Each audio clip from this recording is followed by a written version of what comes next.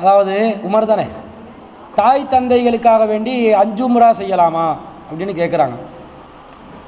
தாய் தந்தை உயிரோடு இருக்கும்போது அவங்களுக்காக நாங்கள் கடமை செய்ய இயலாது. என்ன கடமை செய்யணும்? அவங்கள பார்த்துக்கொள்வது, அன்பாக இருக்கிறது, பாசமாக இருக்கிறது, பணிவிட செய்கிறது, இது செய்யலாம். மார்க்க ரீதியான எந்த கடமையும் இல்லை எங்களுக்கு. எந்த கடமை? அவங்களோட தொழுகைக்காக நாங்கள் தொழுகிறது, அவங்களோட நோன்புக்கு நாங்கள் நோன்பு பிடிக்கிறது, அவங்களோட ஹஜ்ஜுக்கு நாங்கள் ஹஜ்ஜி செய்கிறது உயிரோடு இருக்கும்போது செய்ய முடியாது. அவங்க மரணித்த பிறகு அவர்களுக்காக வேண்டி நன்மை செய்யலாமான்னு கேட்டால், அவங்க அல்லாஹ்க்கு இணை கற்பிக்காத நிலையில், ஷிர்க் செய்யாத நிலையில் மரணித்திருந்தால் அவங்களுக்காக பாவ மன்னிப்பு கேட்கலும். பாவம் செஞ்சிருப்பாங்க தானே, தாய் தந்தையாக இருக்கலாம், ஆனால் தவறுகள் மனுஷனுக்கு நடக்கும், பாவம் செஞ்சுருப்பாங்க. அவன் அந்த பாவங்களுக்காக இறைவா மன்னிப்பு கொடு, அவங்களுக்கு சொர்க்கத்தை கொடு, அவங்களுக்கு அருள் புரி என்று அவங்களுக்காக இஸ்திஃபார் செஞ்சு துவா கேட்டு அவங்களோட மறுமை வாழ்க்கையை சிறப்பாக்க சொல்லி நாங்கள் தொடர்ச்சியாக துவா கேட்கலாம். இது அந்த தாய் தந்தைக்கு அல்லாஹ் தாலா ஒரு ஃபாயிதாவாக அல்லாஹ் அமைப்பான் என்று ரசூலா சொல்கிறாங்க.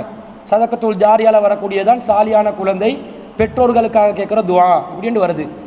இது அல்லாமல் தாய் தந்தைகளுக்காக என்ன செய்யலாம் என்று கேட்டால், அவங்களுடைய பேருக்கு நன்மை கிடைக்கிற மாதிரி சில தர்மங்களை பண்ணலாம். தர்மத்தை பண்ணி, யா அல்லாஹ் இந்த தர்மத்துடைய நன்மையை என் பெற்றோர்களுக்கு கிடைக்க வச்சிரு இப்படின்னு செய்யலாம்.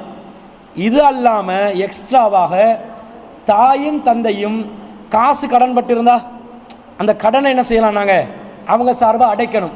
ஏண்டா அவங்க பாவம் ஒன்றை சுமக்கிறாங்க. கடன் என்பது பாவம். ஒரு ஷஹீதுடைய அனைத்து பாவங்களும் மன்னிக்கப்படும் கடனை தவிர.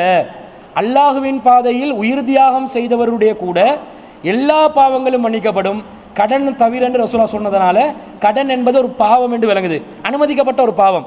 கடன் எடுக்கலாம், மார்க்கத்தில் அனுமதி உண்டு, ஆனால் அடைச்சிடணும். அடைக்காமல் மௌத்தா போனோம்டா அது பாவமாக மறுமையில் எங்களை நரகத்துக்கு தள்ளக்கூடிய நிலைமையில வந்து நின்றும். அந்த பாவங்கள் பெற்றோர்களுடைய பாவங்களை சுமக்கலாமான்னு கேட்டால், இந்த கடன் என்ற பாவத்தை சுமக்கலாம். எப்படி? அந்த கடனை அடைப்பதன் மூலமாக. கடனை நான் எடுத்துக்கொள்கிறேன் எனக்கு போட்டுக்கொள்றது இல்லை. தாய் தந்தை பட்ட கடனை நாங்கள் அடைத்து அவர்களை பாவத்திலிருந்து கலட்டி நன்மையை சேர்க்கிற மாதிரி ஒரு பாவத்திலிருந்து கலட்டி எடுக்கிற ஒரு வழியை அல்லாஹ்வின் தூதர் ஸல்லல்லாஹு அலைஹி வஸல்லம் எங்களுக்கு அனுமதி தர்றாங்க.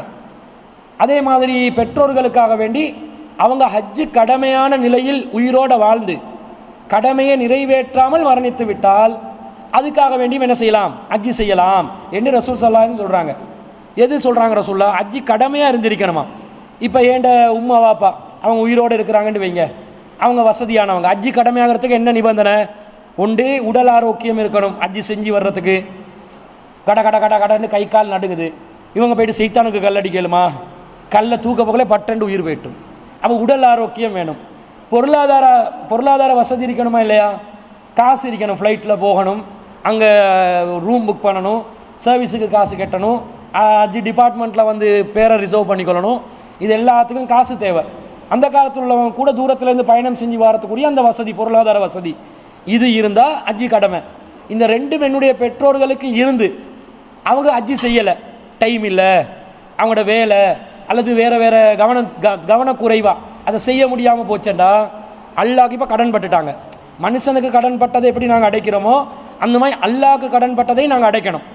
அப்போ அந்த ஹஜ்ஜி கடமையான நிலையில் அதை நிறைவேற்றாமல் நம்முடைய பெற்றோர்கள் மரணித்திருந்தார்கள் என்றால் அப்போ நாங்கள் அவங்க சார்பாக அவங்க அல்லாஹ்க்கு கடன் பட்டதை நாங்கள் அடைக்கணும் என்று சொல்லி இஸ்லாம் சொல்லுது. ஒரு பெண்மணி வர்றாங்க, அல்லாஹ்வின் தூதரே என் தாய் தந்தைக்காக வேண்டி ஹஜ்ஜி செய்யலாமா மரணித்தவர்கள் அப்படின்றாங்க.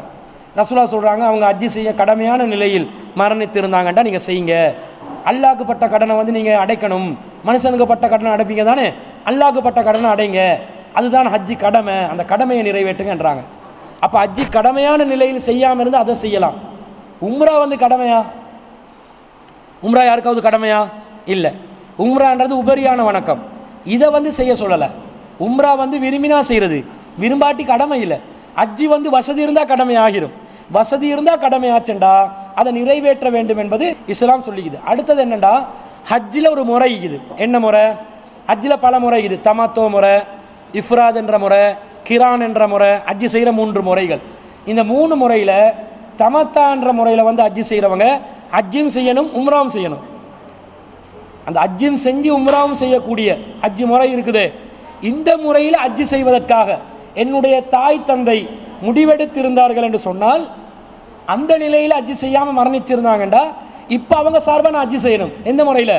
ஹஜ்ஜை நிறைவேற்றிவிட்டு உம்ராவை நிறைவேற்றக்கூடிய அந்த நியத்தை அவங்க மனசில் வச்சுக்கிறாங்க, அதை தான் செய்யாம விட்டாங்க. அப்போ நான் அந்த ஹஜ்ஜை செய்கிறதா இருந்தால் ஹஜ்ஜையும் செஞ்சு அந்த உம்ராவையும் என்ன செய்யணும், செய்ய வேண்டி வரும். புரிஞ்சுச்சா அவங்களுக்கு? ஹஜ்ஜிஸ் மட்டும் செய்கிறதா நினச்சிக்கிறாங்க. ஹஜ்ஜி செய்கிறது அவங்களுக்கு கிடைக்கல, கடமையாச்சு ஆனால் கிடைக்கல, நான் செய்யலாம். ஹஜ்ஜில் ஹஜ்ஜையும் உம்ராவையும் சேர்த்து நிறைவேற்ற ஒரு முறை இருக்குது.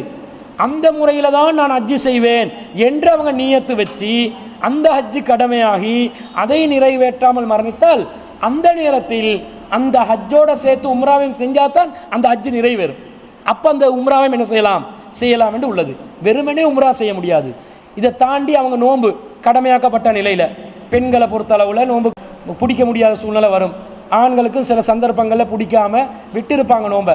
இந்த மாதிரி நோன்புல கடன் இருந்தால் அந்த கடனை என்ன செய்யணும், நிறைவேற்றணுமே தவிர குர்ஆன் ஓதி திலாவத் செஞ்சு பார்சல் பண்ணுறதுல வேறு வேலை செய்கிறதுல எந்த ஒரு ஃபாய்தாவும் இல்லை. அல்லாஹ் தஆலா அதுக்கு கூலி வழங்கவும் மாட்டான். இதுதான் நபி ஸல்லல்லாஹு அலைஹி வஸல்லம் சொன்ன வழிமுறை.